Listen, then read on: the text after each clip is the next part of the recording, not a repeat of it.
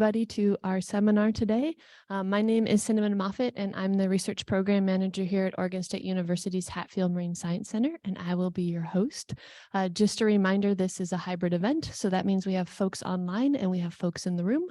For folks that are online, if you have any questions, please put into the chat box, and our volunteer Rose will help with any technical issues, and we'll moderate those questions at the end of today's presentation. I also just wanted to remind folks that are in the room, if you have a question, when we get to the question and answer, if you could just raise your hand, I'll bring you a mic. That way the folks online can hear your questions, and that will make it more engaging for them as well.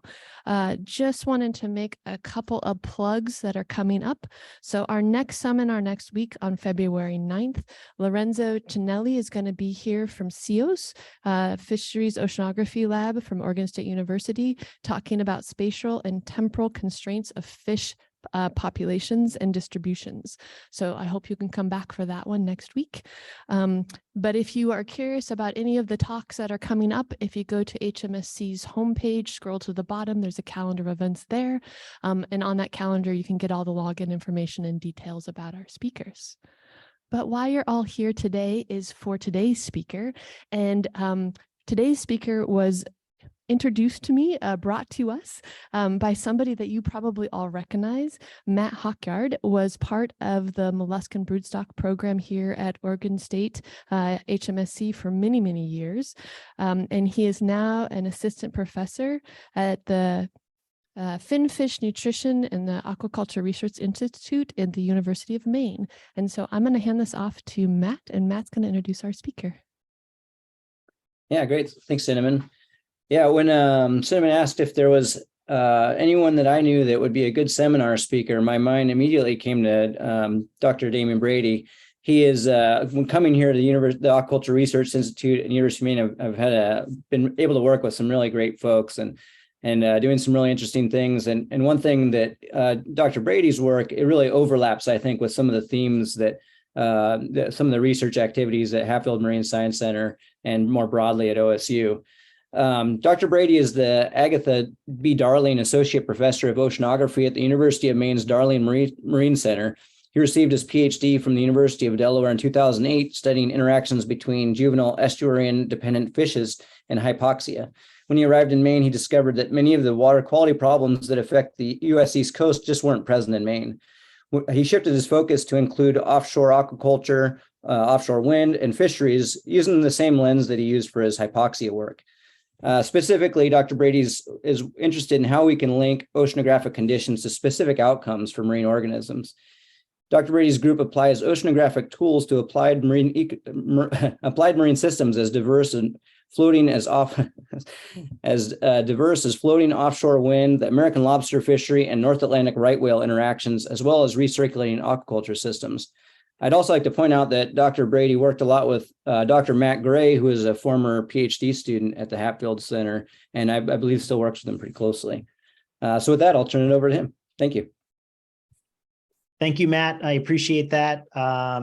Yes, Matt Gray was a postdoc in our group, and a lot of the work I'm going to be talking about today, Matt helped kick off.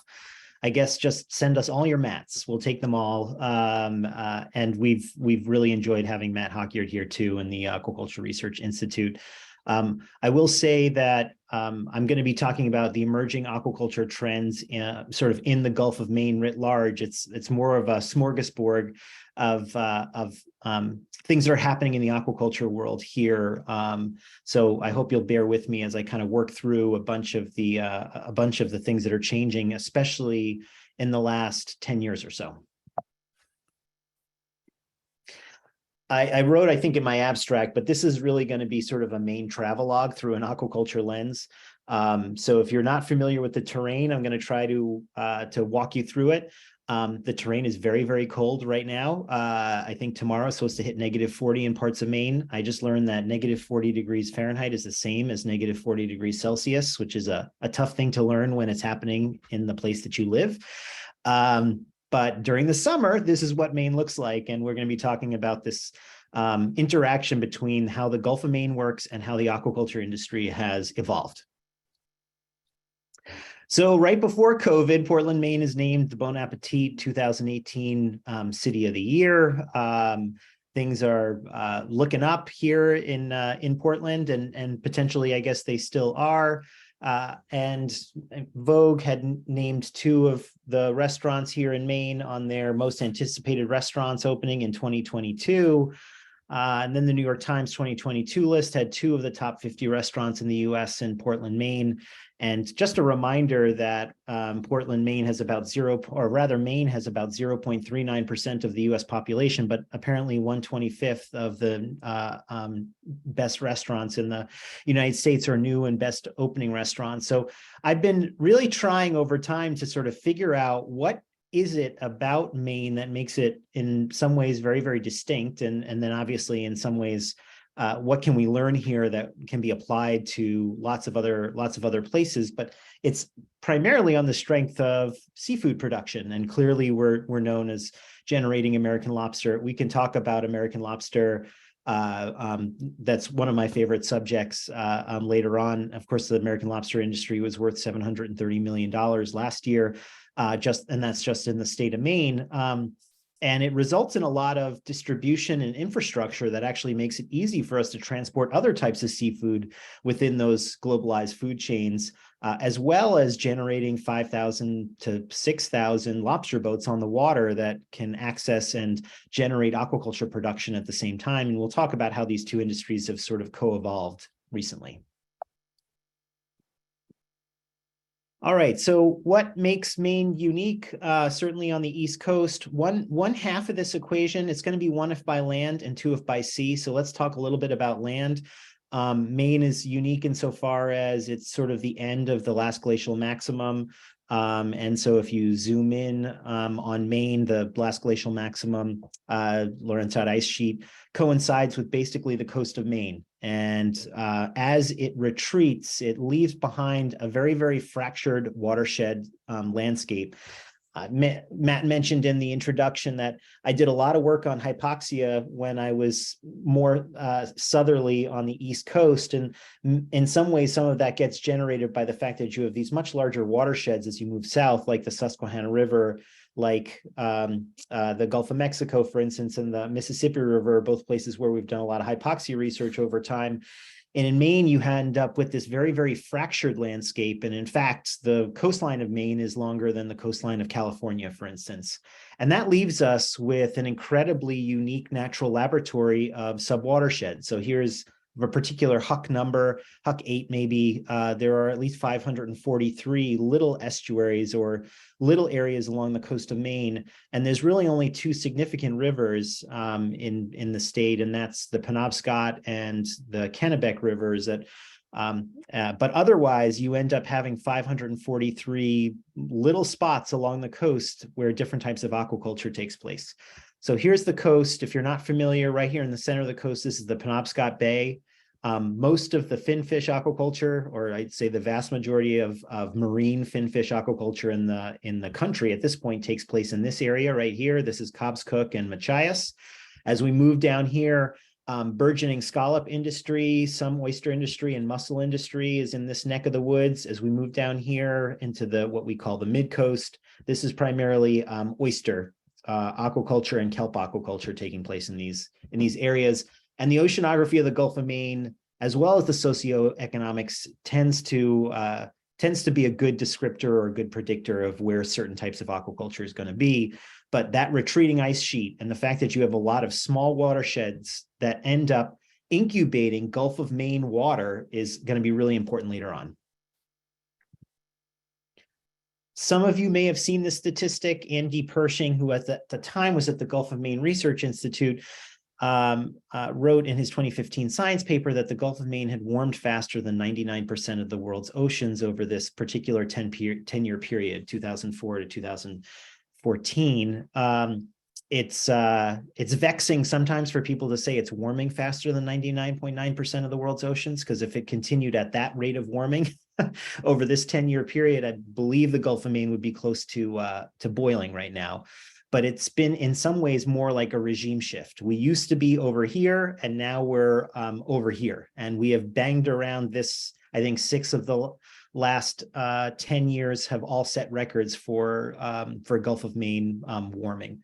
And so it is an undercurrent of a lot of what I'm going to talk about today is that we are in a new regime since 2008 in the Gulf of Maine. At the time, Andy and his collaborators didn't quite know why we had how we had warmed this fast, and there had been thoughts that the Gulf Stream, there would be Gulf Stream intrusions and other problems. It's not until years later, in many ways, that Gonsalves Neto, who is a PhD student with Jamie Poulter, did a really good job of helping us start to disentangle this. And I often try to tell people the Gulf of Maine, in some ways, is a bathtub with two hoses going into it, right? One from the north and one sort of from the south. And that it's a little bit too reductionist to talk about it in that way. But Gonsalves Neto pointed out that with the Gulf Stream in this bottom figure right here, and this is part of a new Navigating the New Arctic NSF proposal we're working on, you had this Gulf Stream intruding at the tail of the Grand Banks and cutting off water, Labrador slope water and Labrador flow water that would have normally come down here at the tail of the Grand Banks and taken a right-hand turn into the Gulf of Maine, keeping the Gulf of Maine source water as very cold, deep water, Arctic sourced, high nitrate water moving into the Gulf of Maine. And so this was the old regime pre-2008. And this is this new regime where the Gulf Stream is cutting off flow in that direction and really basically generated a regime shift instead of a steady warming event. And the Gulf of Maine being so susceptible to advective forces on warming has really made it the test case of what the future of a lot of these marine ecosystems might look like when they reach 1.5 to 2 degrees Celsius changes, which is something that the Gulf of Maine has already experienced over this period of time. And it has big implications for a lot of what we're going to talk about later. This is a compilation of all the Landsat 8 and Landsat 9 images that we've processed over time for temperature. And the reason I bring this up, this is this URL here is will take you to the Google Earth Engine where we've compiled all these images. You can click pretty much anywhere on this map and it will give you the temperature record for that area, which is something that we've been sharing with growers, and they've actually really, really liked the tool so far. It's very, very simple. Just click anywhere on the map and you get a temperature record. What I like about it from an oceanographic perspective is that it shows the way the Gulf of Maine works and why certain types of aquaculture take place here. So what you're seeing right here is typically this Labrador, very, very cold deep waters coming into the Gulf of Maine and generating what we call the Eastern Maine coastal current. And that extends all the way from Penobscot all the way to the Bay of Fundy. And you can see that the cold temperatures, this is a climatology or average of all our Landsat images, is very cold and extends down the coast. It basically means that there's no oysters grown, or very few oysters are grown here. This is, by the way, is Acadia. So if you're familiar with your Maine landscape, there's Mount Desert Island. And this is where we're growing salmon in Machias and Cobscook in these two areas in net pen aquaculture. We're going to talk a little bit about recirculating too, because it's important. I click here on the upper Damerscata, which is where I work in Maine. And for the first time ever, we hit close to 30 degrees C in the Damerscata, which is sort of unheard of for those of us here in Maine. And then this is Casco, and this is where most of the people in the state of Maine live. So it sort of gives you a sense of the oceanography and just give you a sense of the demographics of the state of Maine. Aquaculture has been growing very, very rapidly. This is the number of what we call limited purpose aquaculture licenses. This is basically trial and error aquaculture. We give you a 20 by 20 plot of water. You stick something in that water and see if it will grow. 20 by 20 was a number chosen by Chris Davis of the Maine Aquaculture Innovation Center and others early on, essentially the size of a mussel raft. So you could try your mussel raft on something like this. You can take out 4 of these LPAs and you can have that LPA within months. And you can kind of see, obviously, it's almost an exponential increase in the early 2010s, basically, in the use of this LPA license, and it really has generated the rest of the industry. So while these plots are small, they have to be renewed. they also tend to get people into the next stage, which is your standard lease. So, but this, I bring this one up because I think it's a good metric to think about how rapidly this industry has been growing in the last few years. A lot of this growth has been in oysters. I should say that on a revenue basis, Atlantic salmon is by far the #1 revenue generating aquaculture product within the state. It can be 80 to 100 million per year, all run by a single company, Cook Aquaculture. And I'll talk less about Cook Aquaculture because I'm trying to think about emerging themes. This is one of those themes. This is the growth of the oyster industry in the state. For the most part, although there's several bottom planters, most people are using these surface floating cages. And let's say since I got here, and causation is not correlation or correlation is not causation, but since I got here in 2009, let's say the industry has, I think, increased about tenfold. We're going to come back to this in a second. A lot of these plots, by the way, demonstrate a drop in the 2020 pandemic year due to restaurant closures. I want to come back to this because this maroon bar right here is just the Damariscotta River estuary, and the purple bar on the top is all the other estuaries. So it's going to be important later on to know that you have 3,500 miles of tidal shoreline in Maine, and one estuary is producing by far the most amount of oysters. So we're going to talk about that. I won't get too deep into kelp, but the state of Maine crossed the threshold of processing 1 million pounds of kelp in this past year. Most of that by one processor, Atlantic Sea Farm, Brady Warner. It is something that is exploding in the state, and I think is literally in an exponential growth trajectory. I'm guessing that will top off this year, but we used to not even measure and/or rope line kelp. We didn't even keep track of it, and now it has grown quite large, and I expect we'll go from 1 million to maybe 2 million in the upcoming year. That leads the country in kelp production, but I suspect that Alaska is not far behind us. Love, love, love to talk about kelp.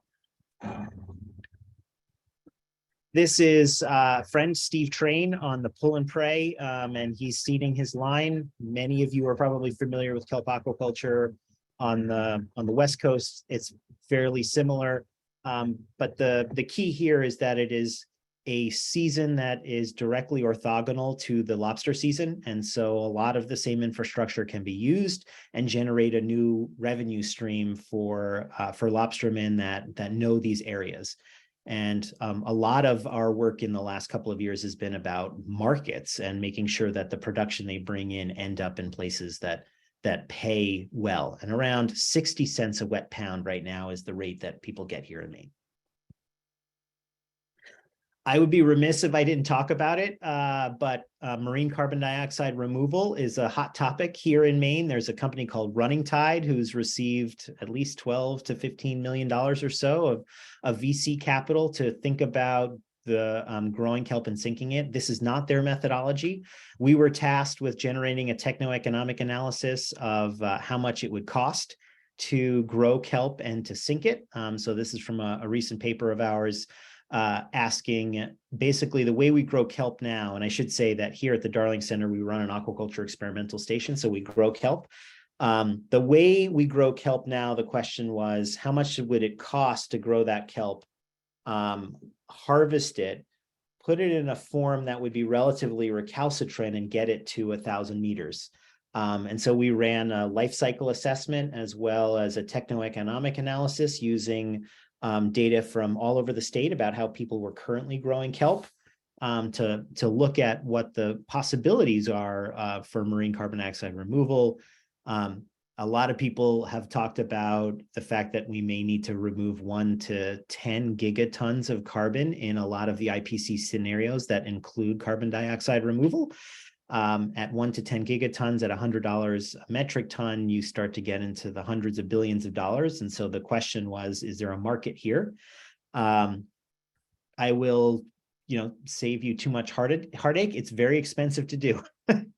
The way we're growing kelp now and adding an LCA that discounts the carbon for the carbon used to haul and move the carbon, the kelp, demonstrated that we're at about $17,000 per metric ton to sequester carbon in this way, or to CDR.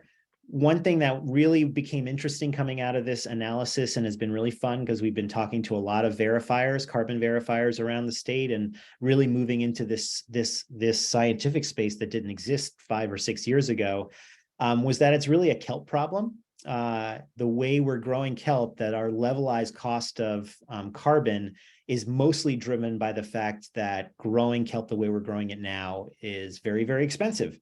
And so one of the fun byproducts of working on this project is that we are identifying pathways as well as life cycle analyses to characterize decarbonization pathways for a lot of aquaculture, but in particular looking at pathways that will reduce the cost of production, because in a lot of other studies too, they demonstrate that if you can replace something on someone's plate that has a higher carbon footprint, that would be an even better carbon solution for kelp. But either way, we're agnostic to the end use, but what we're really interested in is how can we decrease the cost of kelp production?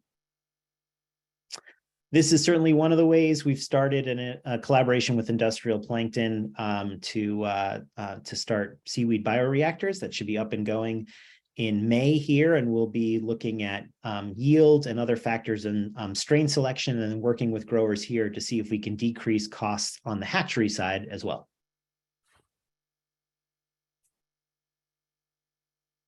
All right, so emerging trends. I spoke about kelp. One of the interesting kelp future of kelp, I think, is carbon dioxide removal, because I think people will continue to look in that space due to how fast it grows and the scaling issues with other technologies like direct air capture and the durability. So I suspect that conversation will continue.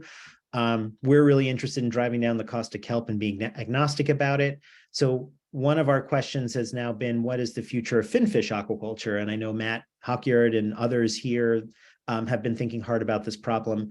There are 3 big facilities. There's actually 4, if we include American Unagi, which I suggest checking out. They're growing eel. Sarah Rademacher's facility is up and permitted and generating eel, which is the first and only eel fish installation recirculating system in the country. And that's very, very exciting. The facilities I'm about to show now are much larger. They're very, very large raceways, and these are recirculating aquaculture systems. What you're seeing here is a mock-up of Nordic AquaFarms in Belfast, Maine. That's what these raceways are going to look like. I'm not going to get too much into the technology and feed and sustainability and fish in, fish out. I'll let Matt, handle that. But what we're interested in on the oceanographic side are, what are these going to be in terms of new dischargers in the state? And to put this in perspective, the largest discharger in the state of Maine is in Portland, Maine, a municipal discharger, about 20 to 21 million gallons per day. This facility I'm showing you right now is permitted, although not built, for 7 million gallons per day. So it's already a third the largest discharger in the state of Maine.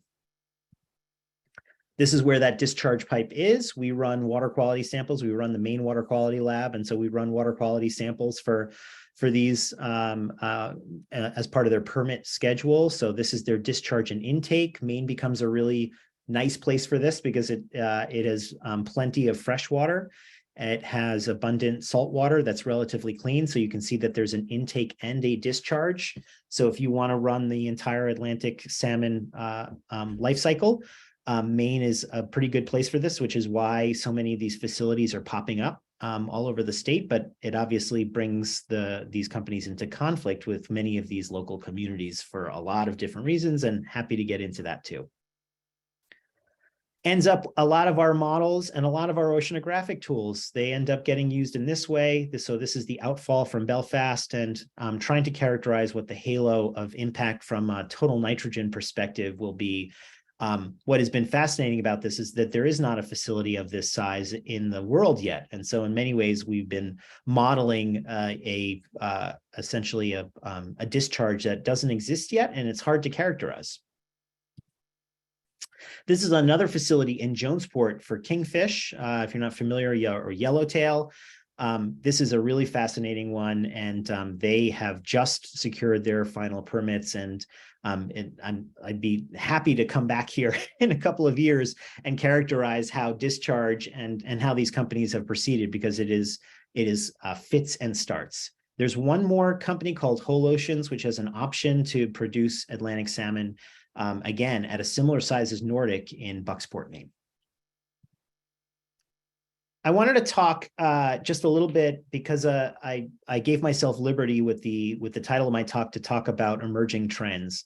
One of the other hats I wear is the environmental monitoring lead for the University of Maine's floating offshore wind program. In 2013 and 14, we deployed the first grid-connected floating offshore wind turbine. It was a 1/8 scale turbine. You'll see that in a second. There is a one commercial scale turbine, 11.4 megawatts, to be deployed off of Monhegan Island. And then the state of Maine recently essentially got approval for BOEM to put out a 10 turbine, 15 megawatt array about 30 miles off the coast of Portland. This is what that would look like, by the way, this research array. So about 10 turbines. And it's just always hard for people to picture how much ocean we're talking about, but each of these are, potentially 1 mile to 2 nautical miles apart. So there's a lot of quote unquote space in between these turbines. This is our 1/8 scale turbine that we were monitoring in 2013. Again, I found this picture that had the sailboats, sailing by to just give you a sense that it was not that big, but this turbine right here is floating. We've been doing a lot of work with the fishing industry, in particular the lobster industry, since it's so lucrative here, is really interested in what these effects are going to be and whether they're going to be able to fish. This is a view of the turbine from the top. And so the turbine platform is these concrete pilings. They each have moorings that go out to anchors out here at the end. I bring this up because this right here, you can see it's 1,000 feet across, can be even longer. Each one of these pie pieces, I'm going to call them pie pieces right here. If you add up these 3 pie pieces, it makes up 1/3 of the entire aquaculture industry in the state of Maine. So each one of these turbines is 1/3 of the entire acreage of the aquaculture industry in the state of Maine right now, which is one of the leading marine aquaculture states in the country. So I bring that up to say that easily you're going to have 10 times more space just in and around these turbines than you will have in the entire aquaculture industry in the state of Maine. And so one of our deep questions is, are these going to be potentially areas where you can co-locate aquaculture with these facilities? Because for the most part, these offshore wind facilities, which have higher margins, can put bigger and better infrastructure out on the water that potentially can be leveraged by aquaculture. So I put that out there as an idea that we've been working with. This is Wind and Weir, the North Sea farmers. So this is one of their visualizations of what this might look like. In our case, of course, all these turbines would be floating. Similarly in Oregon and similarly in the Gulf of Maine, it gets too deep, too fast to have these fixed monopile wind turbines. All right. So another, what I find fascinating movement in Maine has been to start culturing sea scallops. This is from a New York Times article that has been talking about a lot of the work that we've been up to with scallop farmers around the state.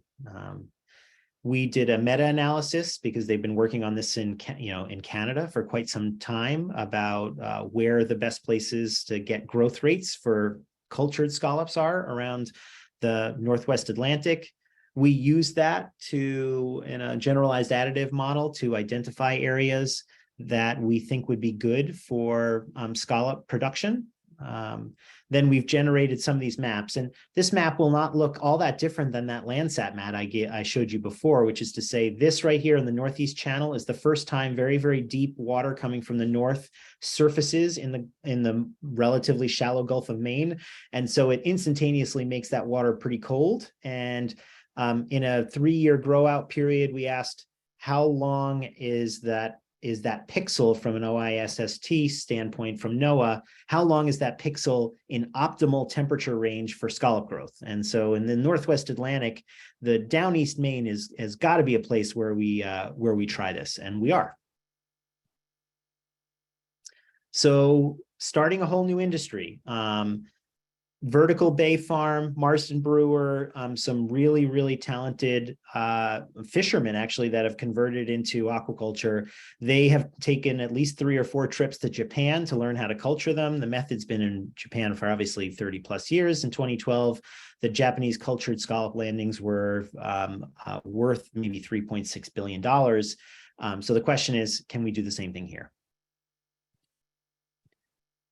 I turn off the volume here, but this is a great video by Hugh Copperthwaite at the Coastal Enterprise Institute. That's Dana Morse of Maine Sea Grant. This video, and I won't get too much in the weeds here. That's Nate Perry, one of the growers we work with. But this goes through the entire scallop process that we've been working with growers on. This is spat collection. Right now, it's going to be all wild spat collection, similarly with our mussel industry, which I know we haven't gone into. But we just recently received a national sea grant to start a hatchery, and we have the first hatchery-raised sea scallops in the U.S. Growing out at our facility here at the Demerscata. So we hope to circumvent this stage. Those spat are put into what are called lantern nets, but hopefully in the near future, pearl nets. From Japan, we grade that spat when they're large enough. So this is our grader. The ones that are deemed large enough for ear hanging, go back there for a second. The ones that are deemed large enough for ear hanging, there's a drill and pinning machine. So this is the drill and pinning machine. It's obviously designed for Pacific oysters. So we had to calibrate this machine for using it for the sea scallop. And I think in this video, you can see after it's been calibrated, it can be quite quick. Then they're pinned, and there's actually an automatic pinner now too. So we're excited about trying that technology. And once they're pinned, they can go through this washing machine, again, calibrated. And what's really nice is that we've done a lot of techno-economic analyses for aquaculture. It is hard to get around labor, and anything that saves you on labor is extremely important. And here's a trial out in the field. So these are our dropper lines. They're coming in off the boat through the cleaner and then coming out the other side pretty clean, all things considered. So very excited to see if this can work. These are our farmers. These are all the areas in the state of Maine that have a scallop permit lease.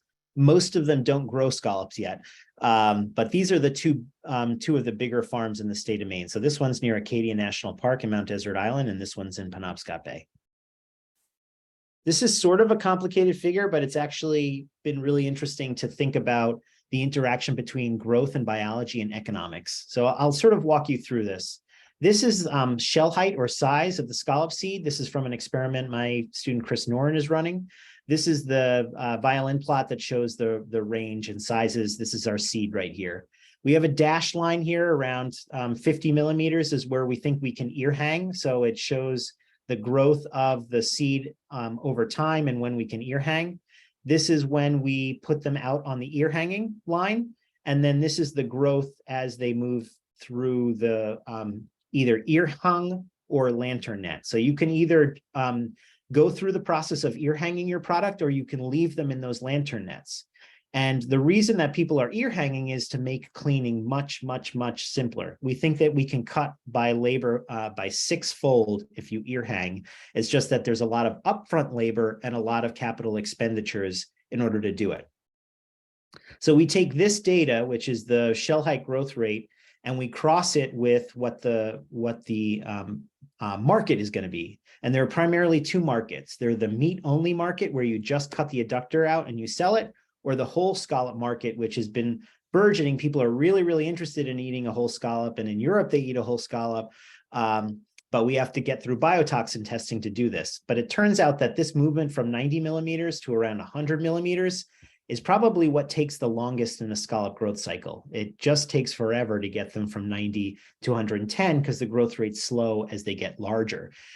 So part of our techno-economic analysis is actually saying, okay, it's gonna cost a little bit more because you have to biotoxin test your whole scallop, but it removes risk because you can get it to market sooner. So it's a fairly complex interplay between biology, growth, market, prices, biotoxin testing. This has resulted in this techno-economic analysis. We went through the 7 growers in the state right now and asked them this series of questions. We put that into our analysis and we looked for sensitivity. This is just a brief summary of some of those sensitivities. So this is the net present value, if you're not familiar with these kind of terms in the aquaculture economic world, but that's the net present value of the farm. We tweaked all of these parameters like market price. Clearly, when market price goes up, the net present value of your farm goes up. As your farm size goes up, the net present value of your farm goes up. And so this actually became a very important component of our analysis because it basically said if you're not at 20 acres to start, you can't be profitable at any point. And then this is time to market. So this became a wake-up call for many growers that unless you find an optimal site that spends a lot of time between 10 and 15 degrees C, the net present value of your farm can drop off very quickly, just with even a 10 or 20 or even obviously a 30% increase in the time to market. So there's a lot of risks here, but this ended up becoming part of a benchmarking study with the Maine Aquaculture Association to identify those sites and those husbandry practices that would be optimal and profitable for this burgeoning industry. Okay, with my last 10 minutes or so, I want to talk a little bit about the work that Matt Gray helped us to start, who's now at UMCES and was at Oregon State University, about linking oceanography with growing conditions for the oyster industry. But it's applicable to scallops certainly as well. The idea here is that we have oceanographic buoys, we have numerical models here, as well as those Landsat and satellite imageries at high resolution. We connect those characterizations of temperature and food conditions with the biology of the organism that growers are interested in growing out. And then we generate maps of the state of optimal growing conditions. And this is from a Jordan Snyder paper, but it identifies areas in the state that are optimal for oyster growing. This is what those buoys look like. This is going out to service them. This is what they look like underneath. I want to remind you that one of the most interesting places to try to understand this is the Damariscotta, because it's where most of the oysters in the state grow. And so let's try to figure out why the most of the oysters in the state are growing there. So now we can actually take satellite transects through estuaries. So when I first arrived here in Maine, or even 5 or 6 years ago, I did not think that satellites were going to be a very useful product in estuaries that were only a couple of 100 meters wide. And Maine had a lot of them, 543, as I said before, of these long, straight, narrow, serpentine estuaries. But with the advent of Landsat 8 in 2017 and Sentinel a little bit later, we can now get 20 to 30 meter resolution that we can actually provide to growers every 5 days in the case of Sentinel, every 8 days now in the case of Landsat. And so this is a transect. So this red transect moves through the Damariscotta River estuary. And this, where my cursor is where most of the oysters in the state are growing. You can see it's where most of the particulate organic matter is. It's where most of the chlorophyll is. And it's, in fact, it moves the temperature into these optimal conditions. So now we had a tool that we could actually take pictures of any estuary and find optimal growing conditions, which became a lot of our work in the last few years. This is from a paper from Bin Jiang. So why? So this is one of our million-dollar questions is why are we growing $10 million worth of oysters in this one sub area of one estuary right where my cursor is, where you can see the chlorophyll and particulate organic matter and temperature changing into optimal conditions for oysters. And a lot of it, unfortunately, maybe my geological colleagues would tell me they knew this the whole time, comes to a lot of geomorphological features. This is a place called Glidden Ledges that was recalcitrant to change generated by retreating glaciers and caused a constriction here in the Damariscotta. And it ends up with a residence time up here. And this is from some multi-beam mapping that we did in the beginning of CNET in 2015. But you end up with this bowl essentially of water that incubates Gulf of Maine water for 2 weeks. It's hard to understate because so many of our estuaries have very little river flow. Tide is everything. So this is an example tidal amplitude from the Damariscotta River estuary. And I'm going to build from this because the tides run everything as far as our industry is concerned. We get one large spring tide each month. On this large spring tide, the current speeds move up. Refer you to Catherine Liberty's paper if you're interested in any of this time series data from these land ocean biogeochemical observatory buoys. Every time the speed goes up in the estuary, the turbidity goes up. So this is the turbidity. And because there's no rivers, most of this turbidity is resuspension of organic matter or inorganic matter from the bottom and just being resuspended into the water column. And it's almost always got a high organic matter content. So every time the tide is high or we have a spring tide, we generate higher turbidity in these systems. This is a map, or rather a graph of nitrate. So this is how much nutrients are coming into these estuaries. And generally our nutrients are a function of offshore water. So where I came from in Delaware, all the nutrients were coming from the land. I learned very quickly here that all the nutrients in these places come from the Gulf of Maine. This is the long-term average, but what I want to focus on is that right after you get a spring tide, you get a bump in nitrate. And in fact, this bump in nitrate that takes place right after each of these spring tides is what fuels production in these areas.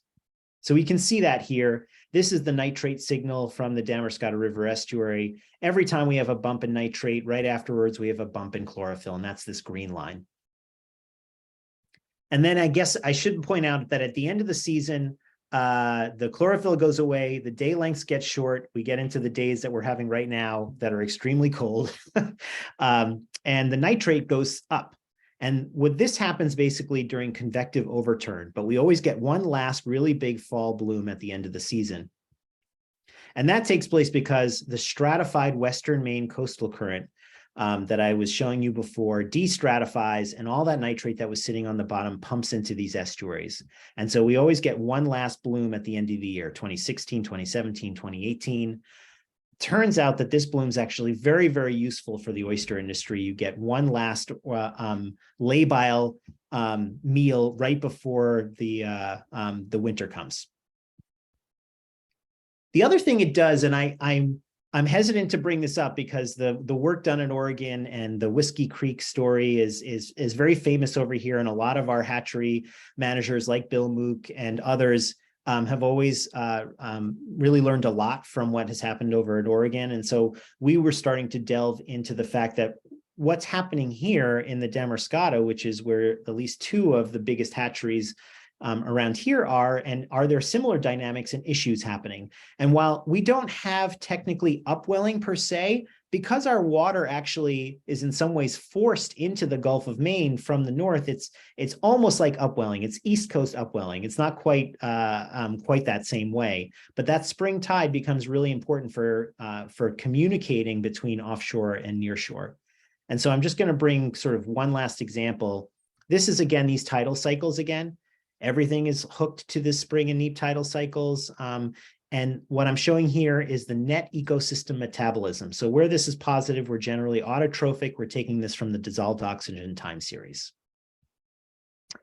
These areas of autotrophy generally coincide with when we get those nitrate bumps. So we get nitrate, the estuary does its work with it. It generates a lot of phytoplankton. That phytoplankton goes into about 30 million oysters that are sitting up there in the upper Damariscotta. And one thing that we noticed was that there's generally a lag. So right now, the aragonite saturation that I'm plotting here, which by the way, we always sit at 1.6. The water's cold here. And so anytime that we dip below 1.6 or 1.4, it's sort of a natural phenomenon. And we have to try to understand why that happens. The yellow line here is the net ecosystem metabolism. So in many ways, a lot of our aragonite saturation, if I delay, or rather if I have a lag in my aragonite saturation and our net ecosystem metabolism, there's a lot of our aragonite saturation then depends on this production. So every 2 weeks, we get a delivery of nitrate from the Gulf of Maine. The phytoplankton make hay with that, remove carbon dioxide from the water, increase the phytoplankton. And then we wait and we consume that. And then in another 2 weeks, we get another delivery of nitrate. And it works sort of like clockwork that way. And it really, really buoys our aragonite system over time. And it's so incredibly important to get that shipment sort of on time, because otherwise we end up being sort of heterotrophic for a while and driving the aragonite saturation down. And the question is, over time, when our end member, the Gulf of Maine, is getting more acidic, at what point will that still be problematic? So I'll briefly summarize the things that we've been learning about aquaculture growing areas in the state. Under summer conditions, we have a heavily stratified Western Maine coastal current that only releases nutrients a little bit and only on spring tides that generate enough mixing. But that low nitrate has a lot of recycling and oyster deposition. So we turn particulate organic nitrogen into a heavier feces material and keep it there and recycle it. And so one of our big questions is, what is going to be the role of rapid warming in the Gulf of Maine on the future of that nutrient delivery? Will it cut off nitrate even more? And then we may have stronger fall blooms. We've been seeing stronger and stronger fall blooms because of these convective overturned mixing situations, bringing it into these areas.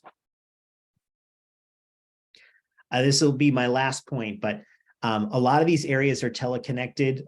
This is our work. We put a lobo in the Machias River estuary. This is where most of the salmon farming happens, or a lot of the salmon farming happens in the state.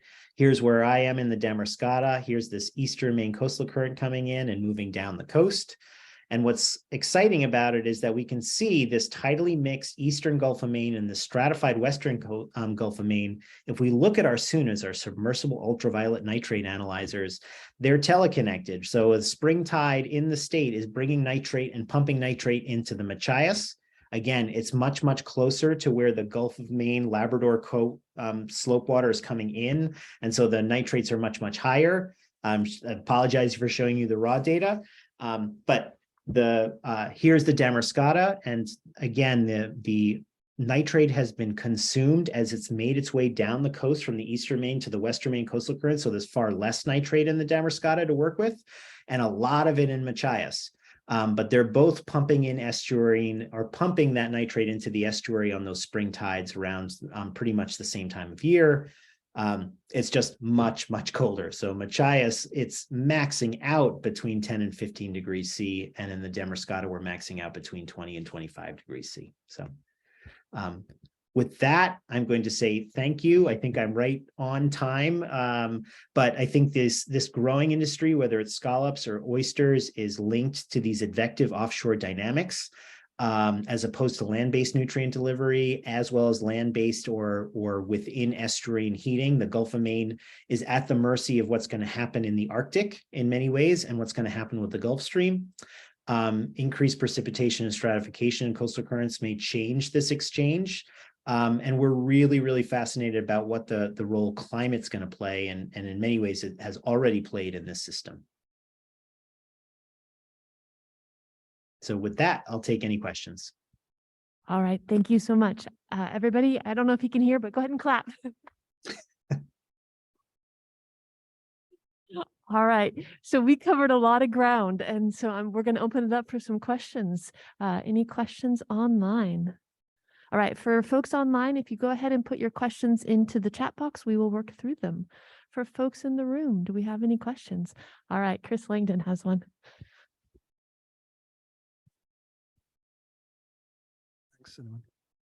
Thank you, Damian, for a really interesting talk. It's nice to see the Matts going to Maryland, going to Maine, and doing such a good job helping with the development of aquaculture there.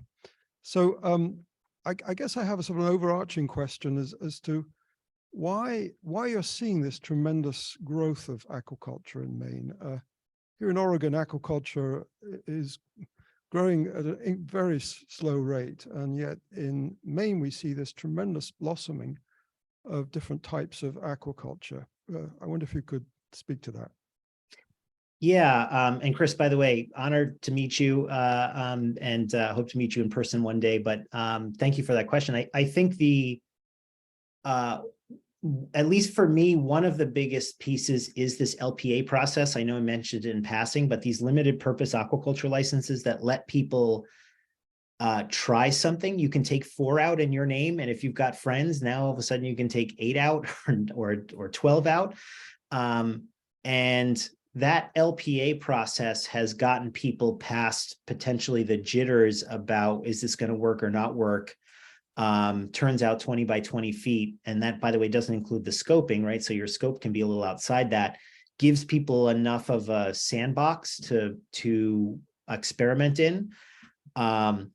I do think that at least a part of it is you do have those 5,000 lobstermen that have boats and infrastructure and are willing to try it. And it's such a highly seasonal fishery that they have an off season to try things like scallops, which are mostly a lot of our lobstermen are the ones that are trying that.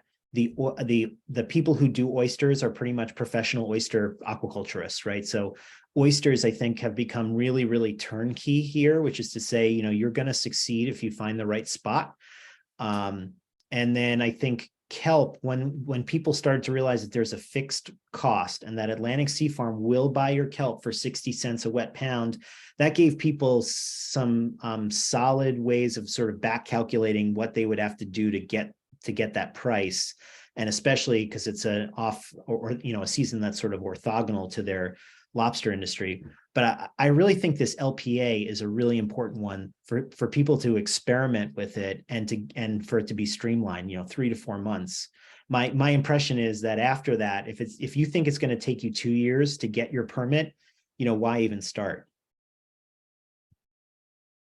Chris says, thank you. Any other questions online in the room?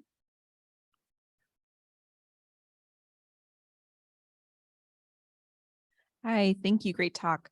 I have a quick question about the lack of kelp farming in the northern area of Maine. I'm used to Faroese aquaculture where you want the coldest water with the highest amount of nitrogen or nitrate. Yeah. Can you speak to why there isn't kelp aquaculture in the areas where there's salmon aquaculture?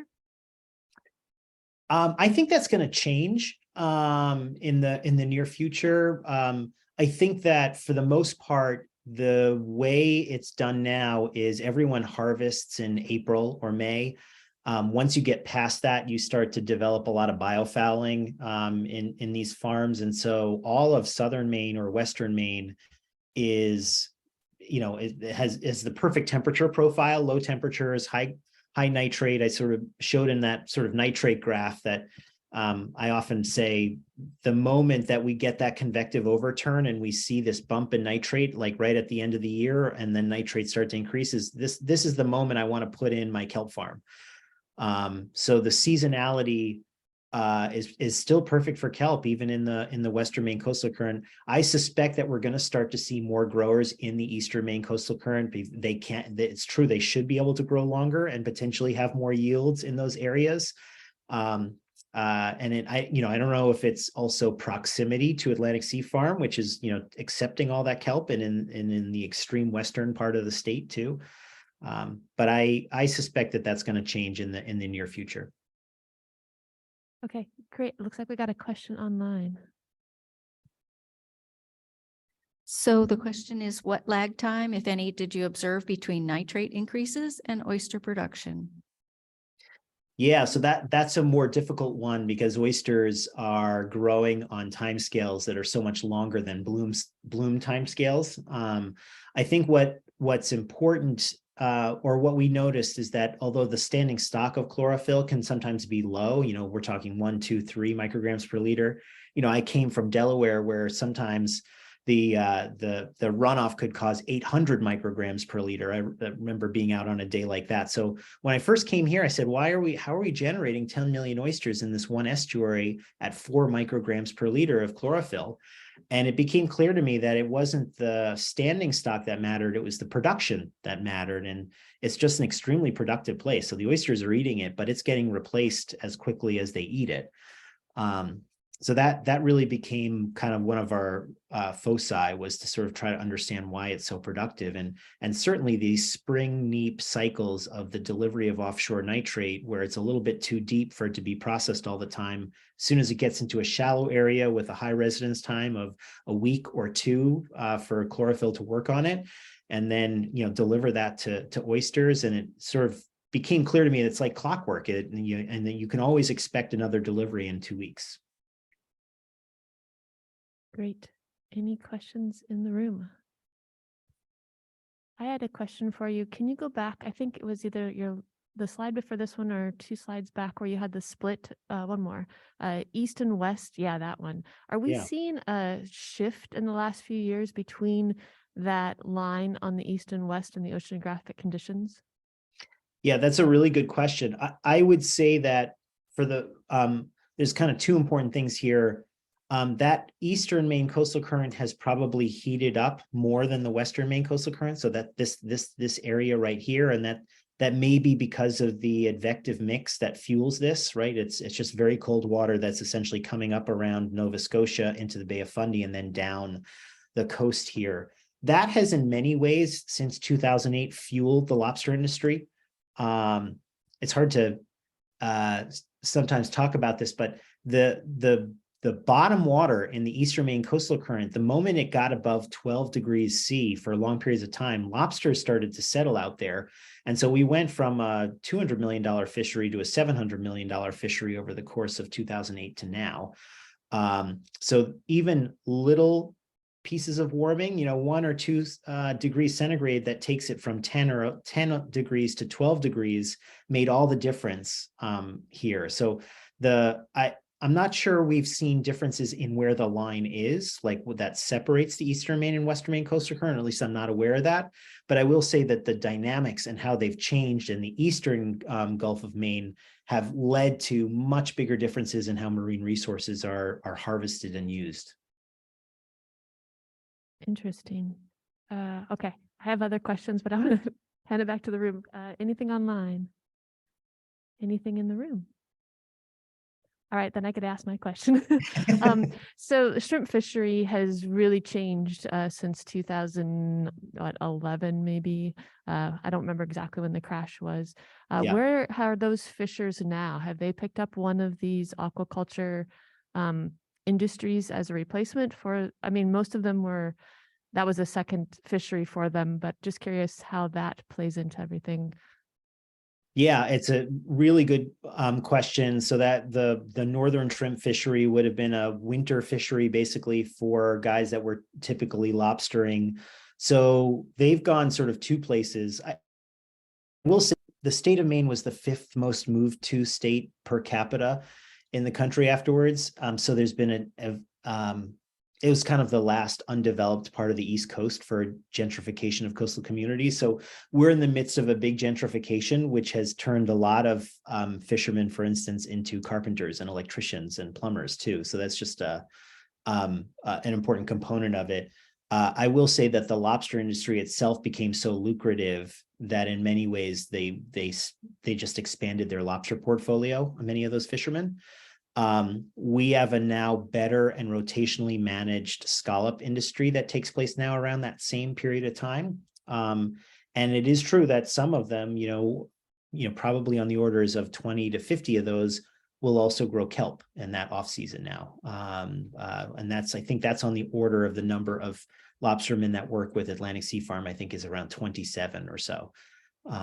So it's a real combination of things. But obviously, I think there's a lot of people here that pine for the days of the northern shrimp fishery and having that in your freezer in the winter. And so there's something culturally lost, but I think a lot of them diffused into a couple of those areas that I mentioned.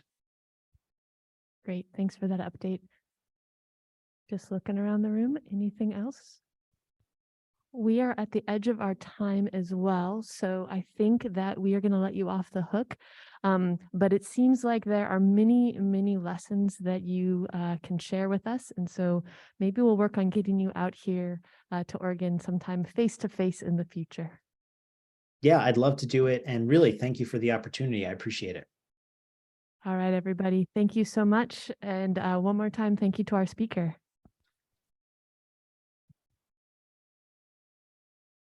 All right, everybody. We'll see you next week.